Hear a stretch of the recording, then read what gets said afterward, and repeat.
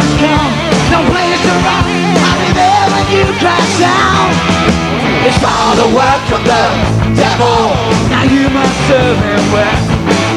All your lies and false excuses, you got it out so well. It's all the work of the devil to stand another round. When the morning hits you like a thief you have to.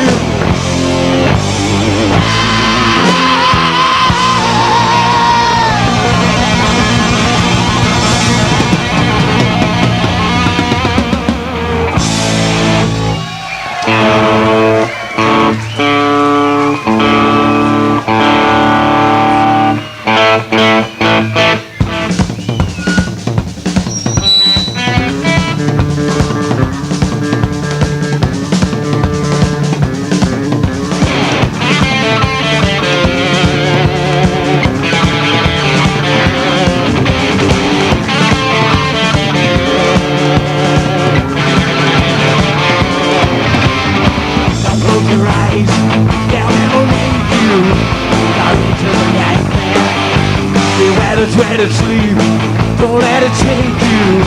For this is the nightmare. Your mind begins to drift away. You try to fight, but now you know it's too late. The power's too great. You're losing control and taking your soul. You're into the nightmare. This nightmare will take your life tonight. You're into the nightmare. This nightmare may take your life tonight.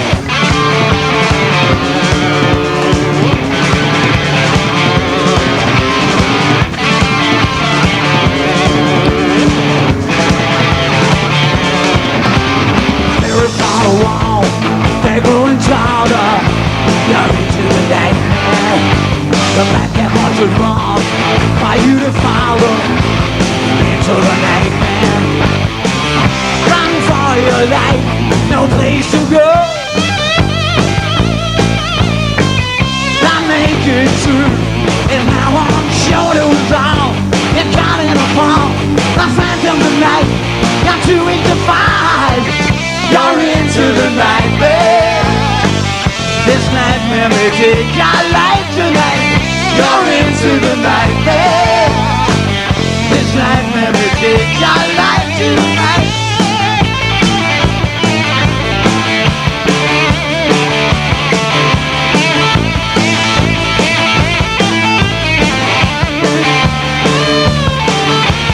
Out of the dead of night, they came into the nightmare. Out of the dead of night, they came into the nightmare. Out of the dead of night, they came into the nightmare. Out of the dead of night, they came into the nightmare.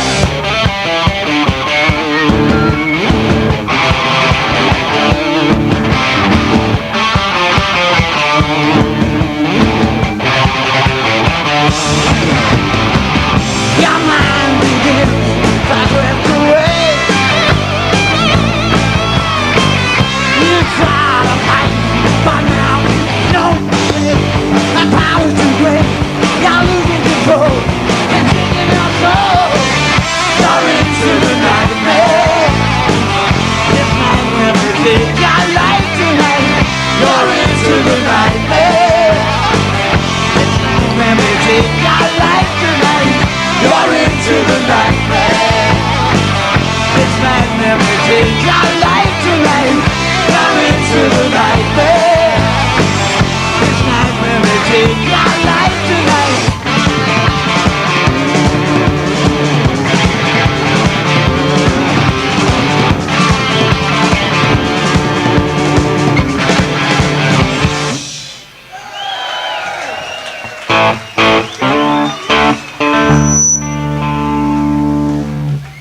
Welcome to the night of the demons. Come on!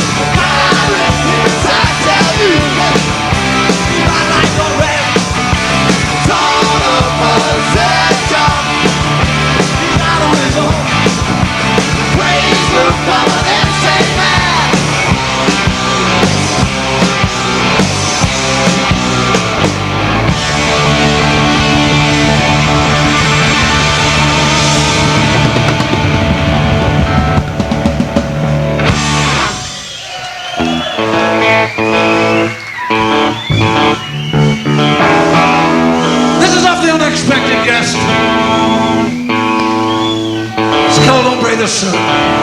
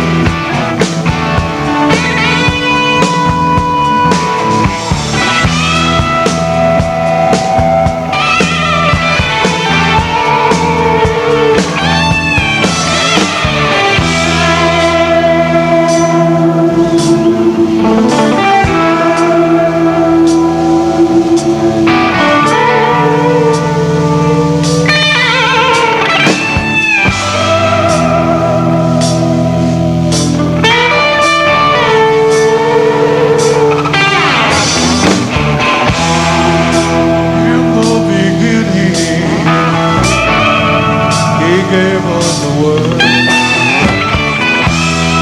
but a voice in the wilderness can never be heard. We call for the Father, we call for the Father.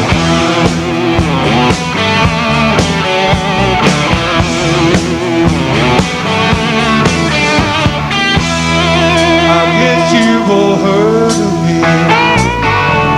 Well, I count the cost. I was there at Calvary when he died on that cross.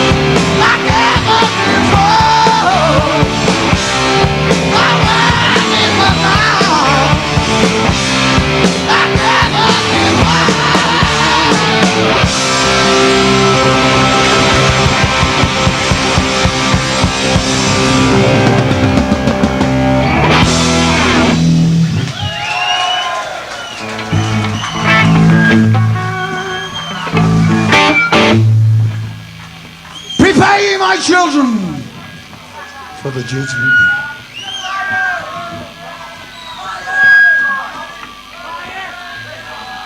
Now you will be forgiven.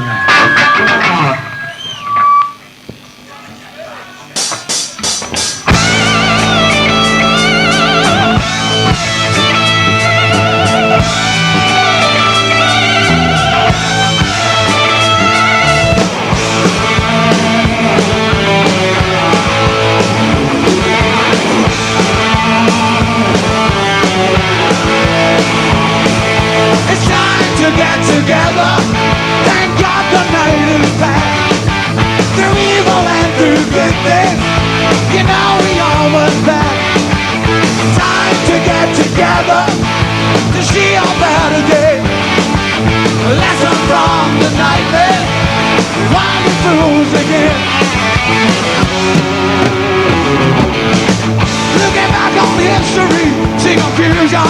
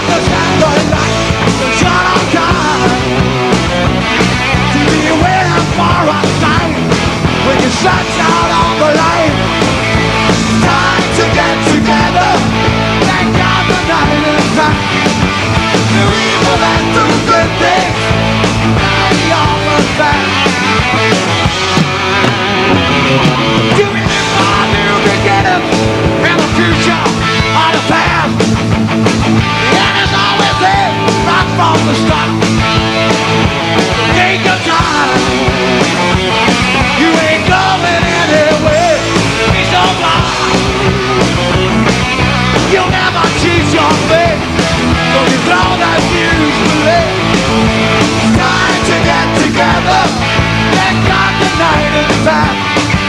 The evil and the good thing. Now the armor's back. It's all a mystery, but I know it to be true. It's all a mystery, but it still comes down to you. You see it jumps up on a view.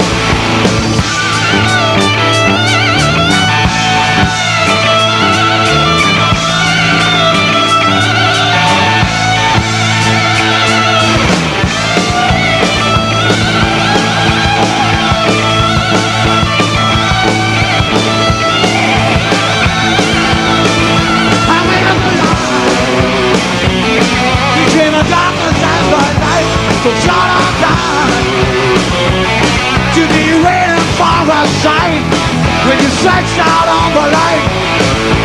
Time to get together. Thank God the night is back. Through evil and through good things, you know we all must have. Time to get together. See a better day. Lesson from the nightmare. We might be fools again.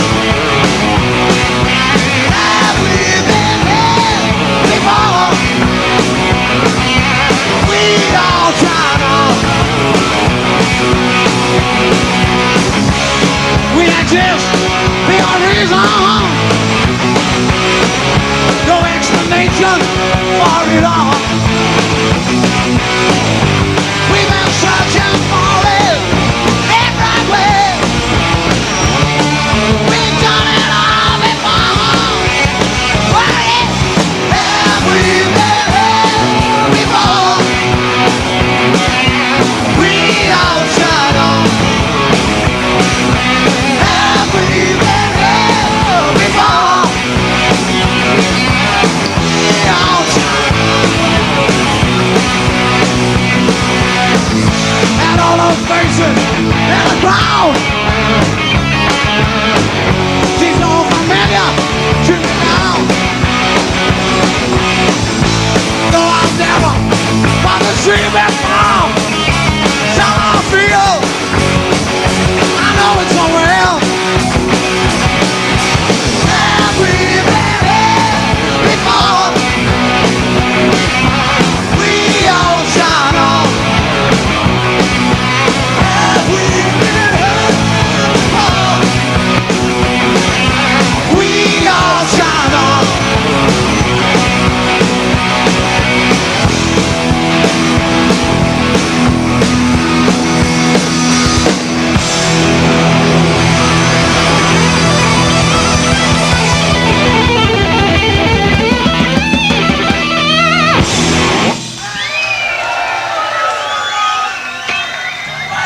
Gonna finish off with one hell of a night.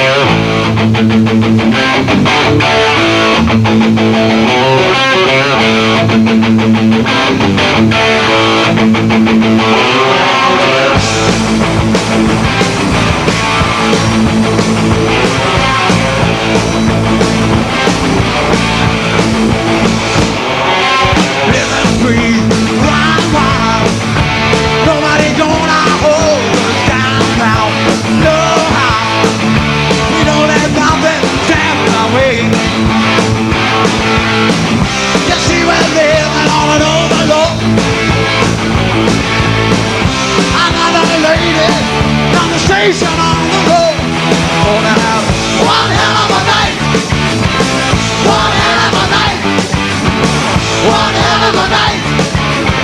One hell of a night.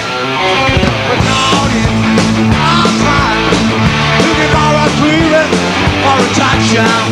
Behind that, the water hill we're gonna take the place. Something on my phone now around. Sleep through the day when the darkness in the town. Go ahead. One hell of a night. One hell of a night. One hell of a night. One hell of a night.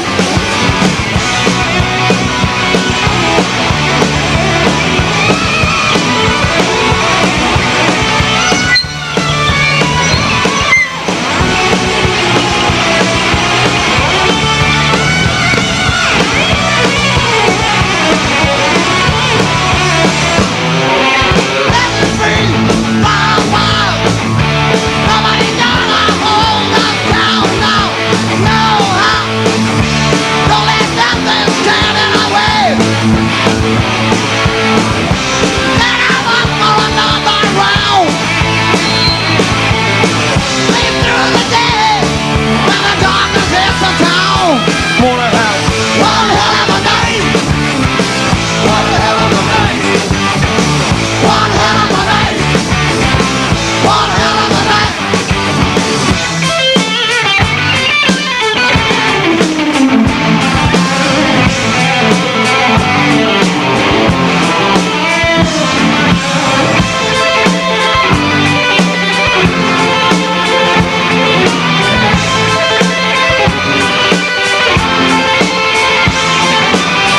One hell of a night, y'all.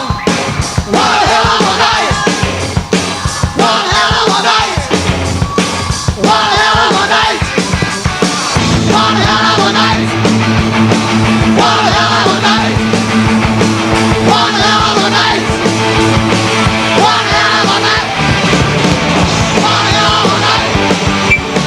One hell of a night. One hell of a night. One hell of a night. One hell of a night. One hell of a night. One hell of a night. One hell of a night. One hell.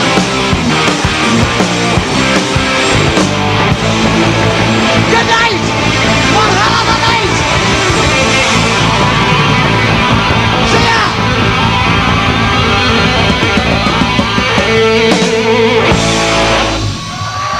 Ladies and gents, Stephen! To one more! can't hear you. Do you want more? The last night of the British tour, ladies and gents. You can do better than that, I'm sure. What about the foot stamping?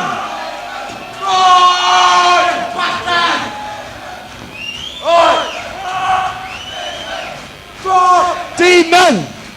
Demon!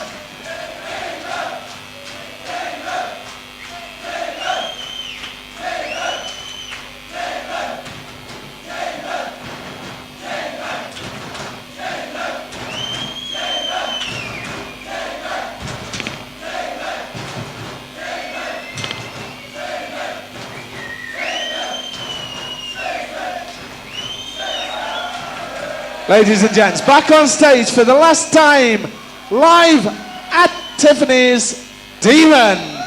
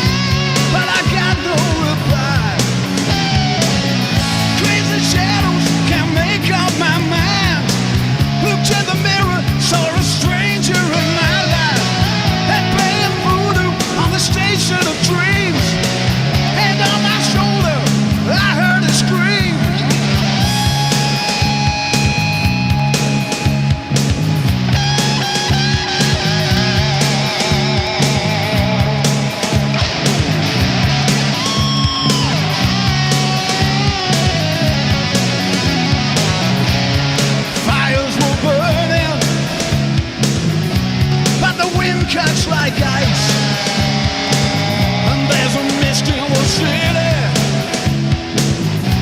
not a hotel for miles. Well, I just keep searching till I catch up with you, like a rider on the storm. You know I gotta get through. I thought I saw you in an old downtown bar. My imagination, this thing's gone too far. We're all pretenders when it comes to the truth. Lights up and makes a playground for devil's new suits.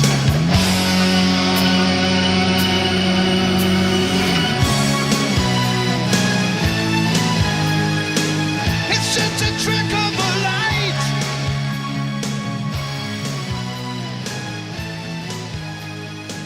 Another trick of the light.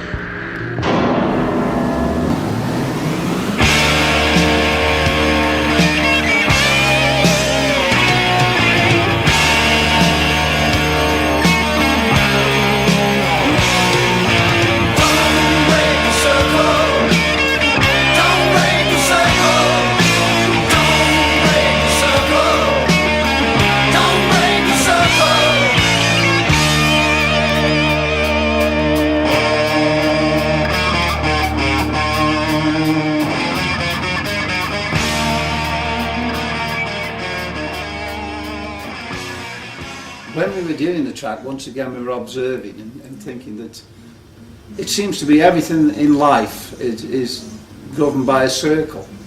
You know, whether it be, you know, the tyre, the wheel, the circle of friends,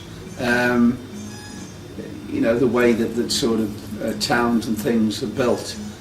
Everything came down to being a circle. That was our original observation, shall I say, keeping in line with the album being an observation. We couldn't do a set without certain tracks. I mean, you would have to do Don't Break the Circle. I always joke on stage, you know, that was our big hit. You know, it's a demon anthem, and you've got to play it.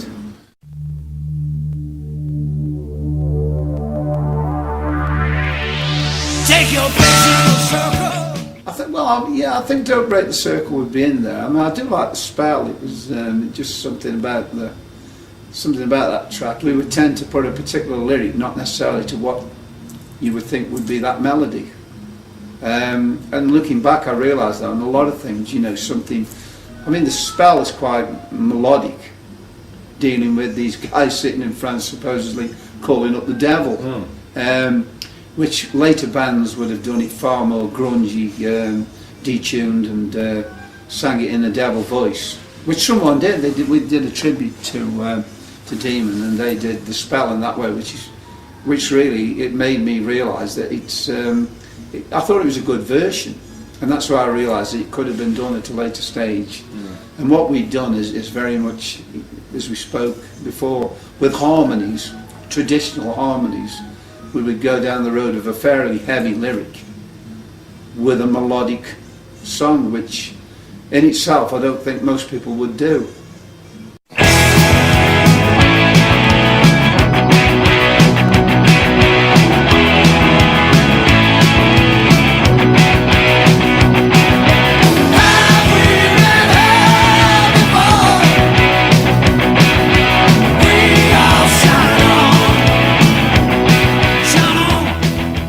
We did The Unexpected Guest, and when I've been in Demon, there's so many things that have happened that I do have a belief there's something else.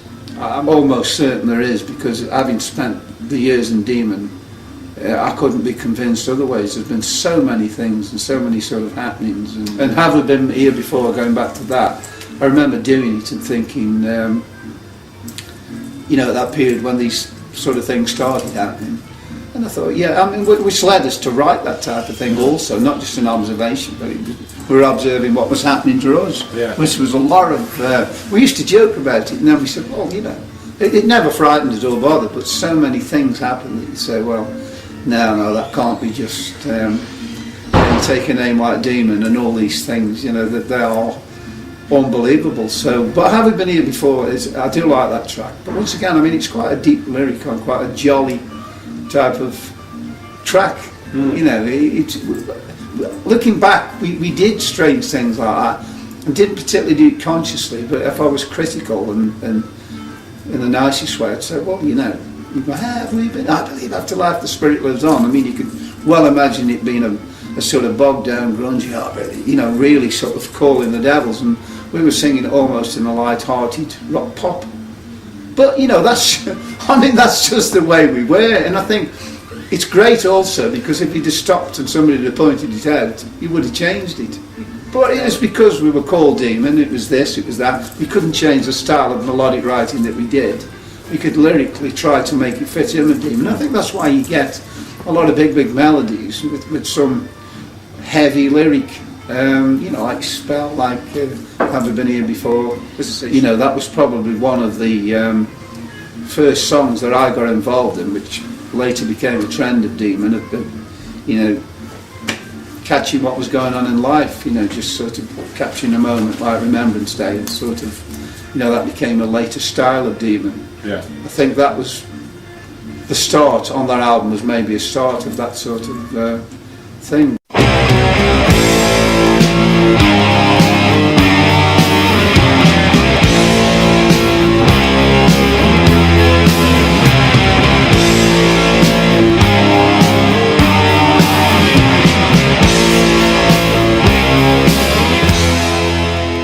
I like a lot of tracks on that album. I mean, one that's always close to my heart is Strange Institution, which I wrote about my father, who was only 59 when he died. He was a miner, took early retirement, never drank, never smoked, fit as a fiddle.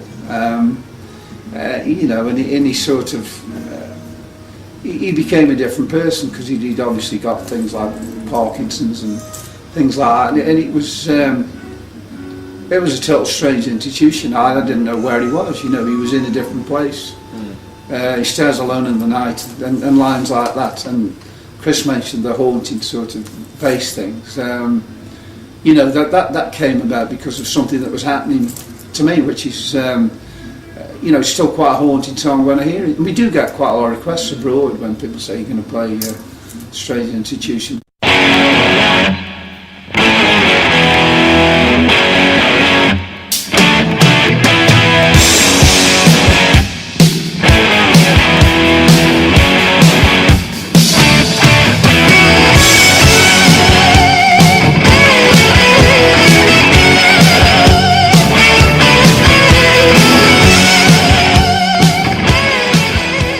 Just about everything happened on The Unexpected Guest here, and I think in all there was 20 dates that we ever did The Unexpected to, which I would call the suit the head.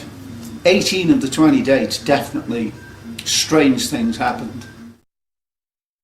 Marquee, for instance, we played the Marquee, and I used to we had a drum riser, and at the front of the drum riser it came a little bit further, about 6 foot out, and it was cut out at the front, so virtually like in the shape of a grave with the two crosses at the side. And I would get underneath on stage, climb underneath. Earlier in the day I would have gone out and got leaves from around London or wherever and dried them out sometimes if it was rainy, and then I put newspaper over the top of the grave and then put the leaves on top. So basically when I climbed in, they lay down, and I would make them move, as we've mentioned earlier, and then I'd punch them and the leaves would float in the air. When we did the Marquee, which is probably the hottest I ever remember a gig in my life. There was actually people passing out because they had the St John's Hamilton that it was that warm, and I was in this latex suit. So the lights went down, and I came out on stage, and I would get under the back of the drum riser, and in I'd go, and then I'd lie there, and they'd start rise, rise, rise, and then I'd burst out. First night in London of the band ever, they put the drum riser right up to the wall. So I looked down and said, I can't get in. And they're going, rise. And the crowd are going, yeah, right. And they're sweating. And I said, I can't get in. So they stopped it. So then I go back in the changing room, nobody sees me in the audience. So they had to then push the drum riser forward. Back I came again, I got in, burst out, the show started. Within about a couple of minutes, someone shouts, Mal's down, almost like, Mal's down, we're in Vietnam or something. And what had happened, he slid down the back wall. And what we found out later, he got food poisoning, he was rushed to hospital, slid down the back wall and collapsed at the back of the stage. And they took him off. We carried on playing without him. First night in London, all this publicity about Demon. That is the marquee. There's loads of photos there of the marquee, this particular night. And when I eventually took the suit off, that sheer heat captured on me. There's no smoke, because all the other photographs, they don't allow smoke. If you notice there in the marquee, no smoke. That's the marquee again, no smoke. So virtually that is an amazing photo. I always think that the unexpected guest did appear here, where you see the two eyes. And me sweating, that's the third number in, ripping the suit off. And you've got to imagine there was no smoke allowed at the marquee in every other photo, so perhaps old Nick had appeared with us there on stage. But I mean, that was something I didn't look at until many years later, but that was the marquee. We played Leek on the tour. I was in a graveyard at midnight. We were actually rehearsing in Leek, and we were doing the tour, and I think we had a day off, and we rehearsed, set the gear up at Leek Football Ground, where we were to do the open air. And Leek Post, the paper, asked if I'd pop back later on, and I happened to be doing a gig with Mal. We did clubs and pubs, and we happened to be in the area. And I said to the girl, well, we'll come back. And she said, well, can you go to the local disused graveyard now? And this is quite true. We got back, and it was almost 12 o'clock from this gig, and the moon was out, full moon. Unknown to me, I'd been set up. Because if I'd have known, I wouldn't have been there. But I put the suit on. This was like an advert for the Leek Post. They were going to photograph me.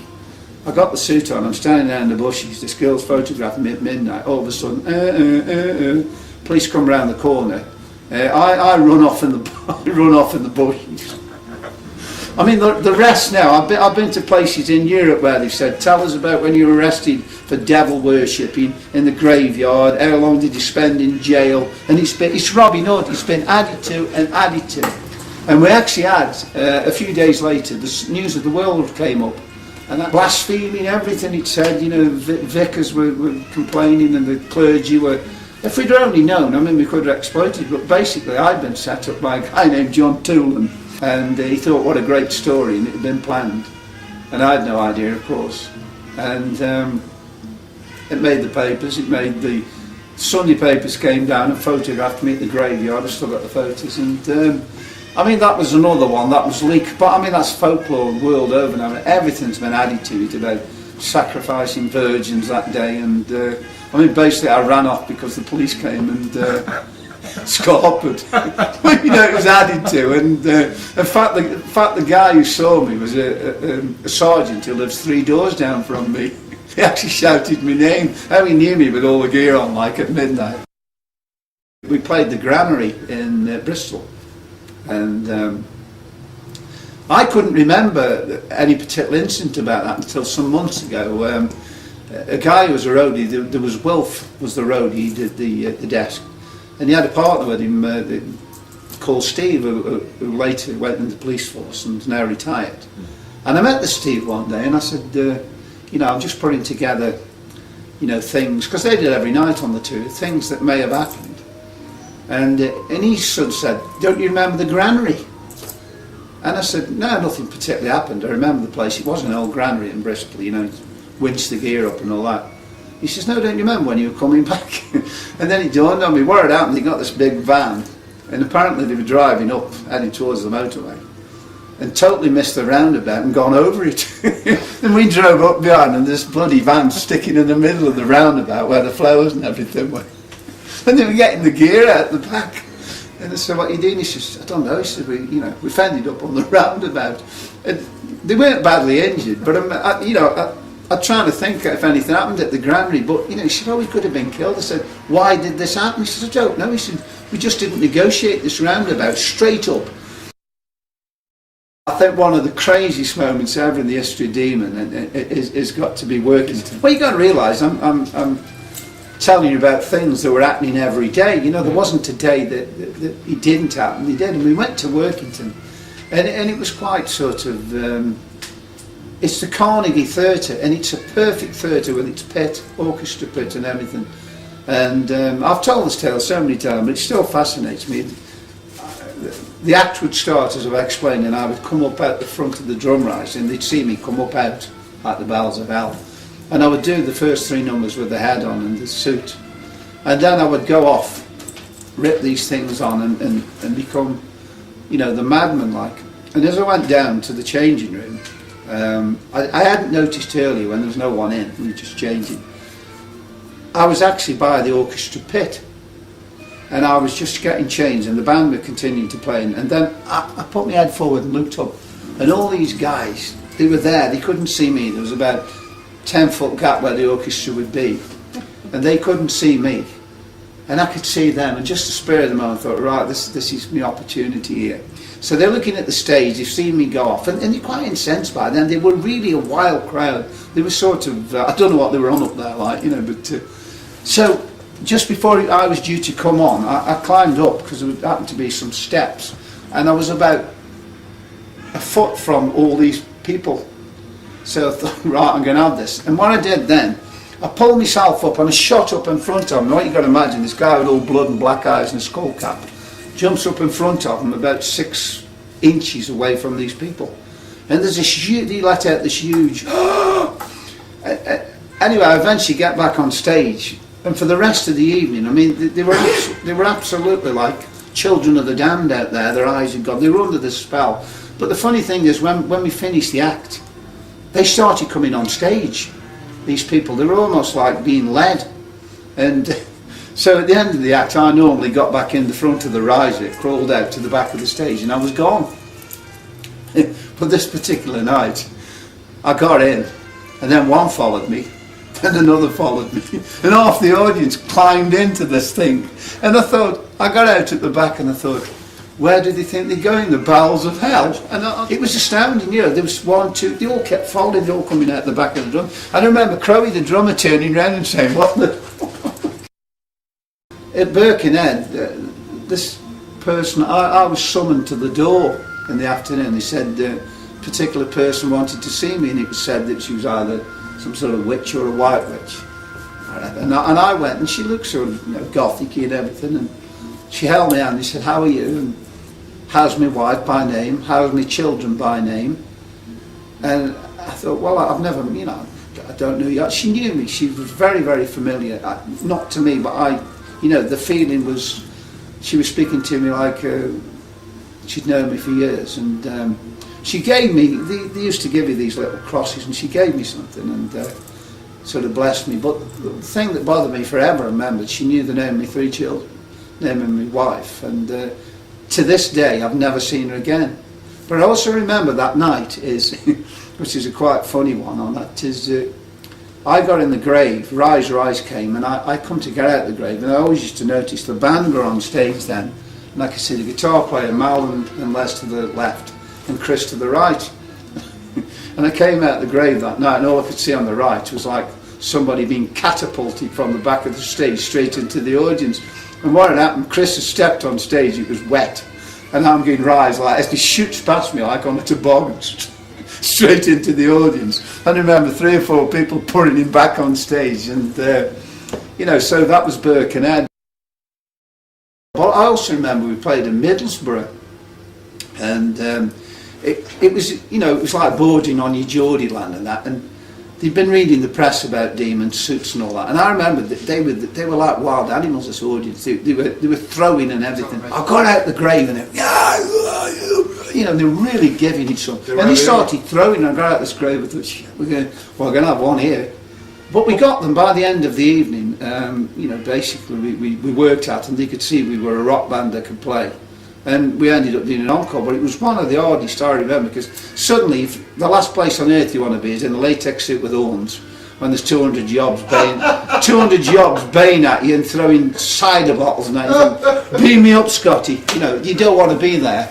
So, you know, we did work. We did work at it, and it worked, but... Right, stick with me that. Like, the last place you want to be is a latex suit with in Middlesbrough on a Friday night in a depressed area. But also, the one I remember... You wouldn't do that for a bet, would you? We played at Porterhouse, Retford, which was on the circuit. And very, very, you know, on the room we're in, well, you can't see on me, but a small room. And Porterhouse, Retford is like one of these out-of-the-way places, Retford is anyway. And when the pubs used to shut at 10:30, everybody'd aim for wherever was open, and this place was open. I don't think most of the people were into rock, it's just you could get a drink till 2 o'clock in the morning. And it was very, very close. The stage was small, and you didn't go on till late. And when I came out, it was one of those stages that the horns had touched the roof if I wasn't careful. So, you know, and I'm a very clumsy person, as Mike will tell you. So I was getting out of it, and I was like, couldn't do all this. I was sort of all this, and very close stage, the audience close, and so I got out and started doing the bet, and I went close to the audience as I did. Normally didn't quite get that close, and I got the mic in my hand under the head, and someone went, yeah, and caught the mic, smack straight into me, and knocked 2 teeth out at the bottom. Well, it was authentic blood, it was perfect, you know, blood was oozing out of it, it was really my blood, and the teeth were battered back at the bottom, which I've got a plate there now. And I spent the whole evening sort of spitting blood, and you know, I mean, it must have looked the real thing if anybody filmed it, but it was a very painful experience. One I was going to mention is, I think it's the Bay Horse, was it the Bay Horse? The one on the moors, Blackburn way. But I tell you what it was like, you know, in American Werewolf in London, where they're on the moor. It was like that, it was in the middle of nowhere. And I actually, this is quite true, there was a lot of weird people around at that time that, you know, we didn't realise, and I mentioned this to you earlier. I was actually requested to come outside late in the afternoon, and there must have been a bunch of 12 people, and they were definitely from some sort of devilish religious type cult. You know, they all looked a bit sort of weird, and they presented me with the upside down crosses, and you know, this is for you and all this, and it was, I said to you, it was like Crosby seeing some of them characters out of Deliverance, and you know, some of the nutters in the Exorcist nut house. They were weird, but it was, I remember it was a good gig, but I remember the experience talking to these people, and I thought, well, for the first time I started thinking, what have we got ourselves into here, you know, I mean, when we played Cardiff, we got it all set up and rehearsing. I mean, it's not a big thing, this, but... And the guy says, you know, do you want to go and watch the film upstairs? And we went up and said to the woman, Sean is in, what's the film? She said, The Exorcist. We actually did, I think it was about the 28th of December, we played Colwyn Bay Pier. Colwyn Bay Pier, oh, it was pretty... Colwyn Bay on the 28th of December when it's raining was pretty, you know... I mean, Colwyn Bay's great, but I mean, it was a pretty awful day. And we got down there and we played on the pier. And this guy, after I remember, he says, do you want a coffee? That's a beg your pardon. He said, do you want a coffee? And he did, and he says, come in this back room. And we went in this back room, and this huge, it was ever such a big coffin. I mean, I haven't been in, it must have been about 8 foot. And he says, I said, where have you had this coffin from? He says, I don't quite know, he says, but it's been here a while. he says, do you mind taking it, this coffee? So, funny enough, we actually took it, the roadies put it in. He said, well, it might come in useful, you never know. I mentioned Brimington Tavern earlier, which I think was Rotherham Way. And it was just a place that was, if you had 200 people in, it was rammed. And I got out the grave that night, and I was in the middle of people. It was like being in the middle of, you know, Soho. a grave came halfway down the room. And he was on an estate, it was absolutely a funny place. And there was packed to the rafters, but you know, only like 200 people. And I didn't know what to do. I got out the grave, you know, and I'm looking around. I couldn't see the group. It's like in somebody's front room. People having a drink next to me. Where are you? You're all right, I'm in these old blood, you know. There was a lighting guy called Johnny Prism, and he did the tour with us, John Prism, or Johnny. And he was a right character. I think he was Scouser, typical. And we played the Lead Mill, so he said, right, I'm going to do you a maroon. And we said, what's one of that? Big Explosion. Tonight, he says, we'll something special. So we're on stage, you know, I'm in the suit and the head and everything. And all of a sudden, I tell you how I describe it, how people describe when they've been somewhere and the bomb's gone off. You don't hear anything first, you see this big flash. And I'm standing there on stage, and this flash, the Lead Mill's quite a big place. And I thought, bloody hell, was that this huge flash from one side to the other to the place. And then the old gear went off and went, and we just stood there. Everybody was deaf and the audience were deaf. And we just stood there. And Les turned round. And he'd blown his tube before, cabinets. And he came to Les after and he said, sorry about that, Les. We did Stafford. And we did the Red Line in Warrington, which everybody did. And both places we had a power cut. Remember? Because Malcolm Doane mentioned that in his review. And both nights, and they were on the tour, the power, we blew. The power just banged, and the show was held up at Stafford for at least possibly an hour. And the same happened at Red Lion at Warrington, which was a standard rock gig. It was upstairs. I remember coming out, and the whole thing just went. The whole place was in darkness. Yeah, the other one on the tour that I remember was in Longton, which was local, place called Razzmatazz. I remember did it on a Monday night, and the PA caught fire.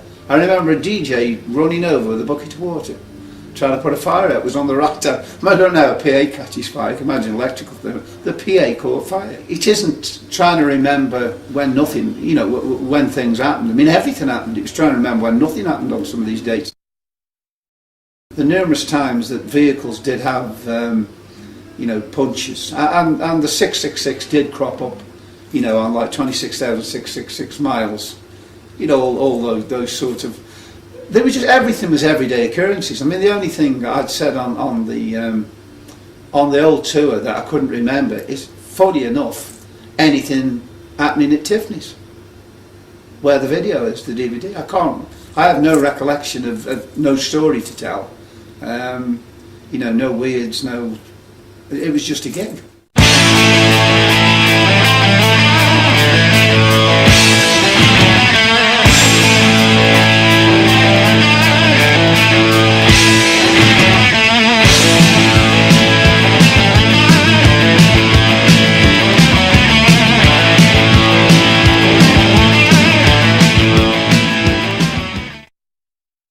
Chris is probably the most naturally talented musician that I've ever met.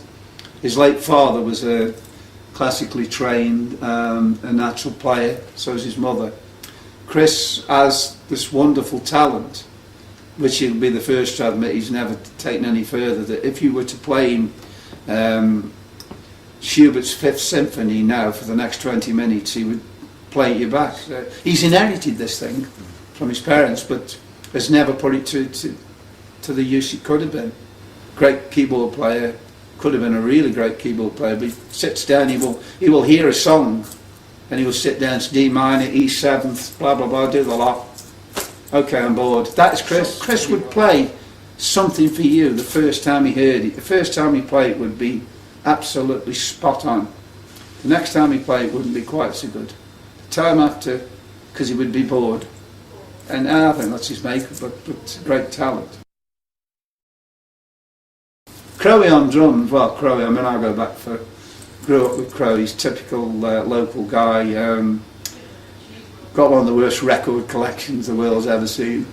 In fact, he's got Charlie Drake's greatest hits, and he's the only person. But that's Crowe, tells some great stories. If you went to Crowe, and I've done so many times, and you were dead optimistic, you got some wonderful news for him, and he'd laugh at this if this comes out. after 5 minutes on the phone, you'd be totally depressed, and you come off the phone and you think, oh, what have I done? You know, because he's where people are the eternal optimist. He's totally the pessimist, but wonderful guy, very dry, tells some great tales. Fabulous guy to have in a band. If you were in the trenches in a group, you'd want Crowe. And it was sad the day he left, because obviously I think it was after breakout. We'd had a particularly bad gig. I won't say where it was down south. It was an awful gig, and he just had enough. And I felt very sad, you know, because it's we had a good period after that where we went abroad and that. But he great contributor in the studio, very, very hard worker. Wants to be involved with the product, always 100%. Great drummer. When the cider bottles are thrown and you're there with your latex suit, you just don't. Johnny Wright's behind you, Crowe's, you know, and he's your man. He's great. Moving on to Les on, great natural player, beautiful player. I mean, Mal and Les, you know, they work so well together. I mean, Mal came from a sort of 60s Hendrixy Cream and everybody else. Well, Les would come a little bit later, mid-70s, Purple. But it was perfect because it was slightly different. But they each admired each other because they could each do things that each other couldn't do, if you know what I mean. And it worked well, great. And you know, whenever we'd written a song together and then presented to the band, I mean, immediately Les, you know, like Les and Mal, sort of talking about the chords or the sort of arrangement, and he'd have it there and then, and it worked great, you know. So, well, superb player, Les, who these days plays with Climax and different people, but terrific musician. Obviously, we've been talking about Mal. I mean, he is in the shadows. I think Mal, that would probably sum Mal up. I mean, a very, very creative person, creative force, tunesmith. Would tend to be happy blending into a background, but the input would be phenomenal from a guy like that. Great guitar player. Quite a funny guy. I mean, I go back a long way. In my teens, I first met Mal. I only ever knew Mal as he played lead guitar in every band he was ever in. And we mentioned earlier about him in Demon being the rhythm player. It was a bit of a funny statement because great chord player, but I always remember him being a lead guitar player. I spent the years before Demon. We actually had written together, and we had a deal with a publishing company in London. Because I would know him from being 16 or 17 in the days when people wrote songs and would take them down to London and knock on doors. And I used to catch the same train as Mal, and you know, because we wanted to be successful, we thought we were writers, thought we were performers. And then in those days, that's the way you did it. And we were great friends, and then in the sort of pre-Demon days, we joined up, actually worked together, even though we compared notes for years and watched each other in bands, and then we worked together, and we did quite a few songs that were covered, nothing particularly huge, but we still shared the love of, he was playing in a rock band and so was I, and then eventually we sort of, I think, went back to our roots. We wrote some songs and wanted to get a rock band together, so Demon came about. I mean, Mal played in a band called Fresh Air, which was, I remember, I think Mike Stone was telling me recently, one of their singles is worth quite a lot of money. So I mean, he'd done the rounds like me. I played in bands like Iron Cross, he played in Fresh Air, and we'd done everything. We knew each other, we compared notes, we respected each other, and eventually we worked together. And then we formed Demon together. And unfortunately, Mal, from a child, had pneumonia. I think in those days it left him with one of his lungs. He only worked, one of the lungs worked well and the other was always filling up one thing and another. So basically, we used to joke, I think, for all the years of knowing Mal had to take medication because of his condition. But you didn't think, you know, you just thought that's what he did, and that's, in those days you didn't think people were not going to last the course. You just think, oh, he takes it. We joked about it because he actually had in his later years a machine called the Bennett's machine, and which instead of taking the drugs that he had to take, he would put them in the machine. It's the norm thing now, and it would blow it into his system. And but it was quite new, and when Mal had it, and we joked that the next tour we did would be the Bennett's tour, and you know, he talked about his medicine and things in that way. But I mean, I suppose really he was never a well man. But you know, when you're growing up or when you're mates and that, you know, until something happens, you don't sort of, you know, you don't think about it, you joke about it. And I think had Mal gone to live in Portugal in a warm climate and not played rock and roll and eaten food at 4 o'clock in the morning, a stale kebab, and lived a normal life, he would have probably lived a lot longer. But I think he was like me, he burned with ambition to write and to make a contribution. So basically, I mean, that was Mal, and right up until you know, the end of his life, he was writing songs, we were writing songs together. He loved to play, he was a player, he came from that era, from that day where you didn't sit at home in your bedroom. I mean, you got nowhere. I mean, you could write songs and take them to London, but if you're a musician, you had to play. And you know, that's all we knew, and that's all he knew. But because of his condition, you know, Demon was not the perfect sort of vehicle, being on the road all, you know, late nights and sort of not particularly eating the right foods, you know, would add it to sort of Mal's demise, as it were. But his contribution to the band, it's just really unfortunate that we only did the 4 albums, because we worked so well together. But I mean, that's the way it was. I mean, his contribution was immense. Great player, great writer. Hell of a stickler for lyrics. He probably turned me into a lyricist. People might laugh because, you know, as well as the songs, I do the lyrics. But I mean, I was the world's worst. I mean, I would sit down with Mal and do lyrics, and I mean, I could do things like "The Screaming Night," "Death on the Wind," and "A Heartbeat." That's, you know, that would reel out of me quite well, and Mal would say, "Well, where the hell did that come from?" But when we had to get down to an album and really grafting them out, I mean, I would tend to look across the table and say, "What do you think, Mal?" And he, the one that used to get me with him, because he was such a perfectionist, he'd say, "Yeah, we'll get it right." But a perfectionist, I'd call Mal, great player, suffered with ill health but never complained, and contribution immense for Demon.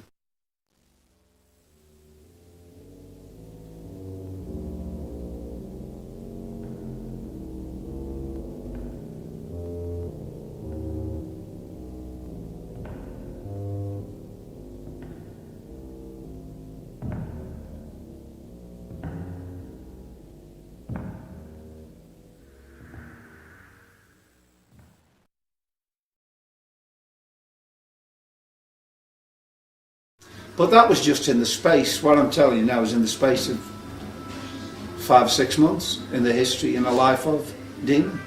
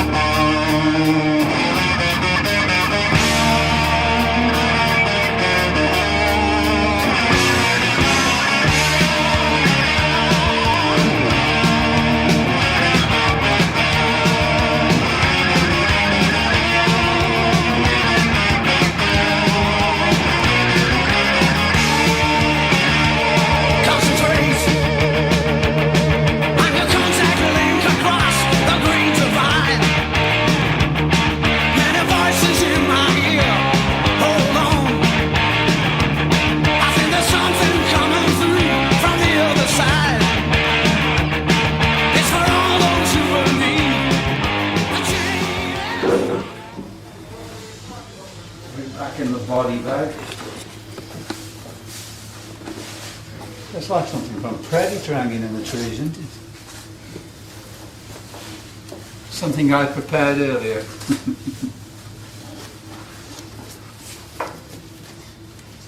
Put the boy away for another day.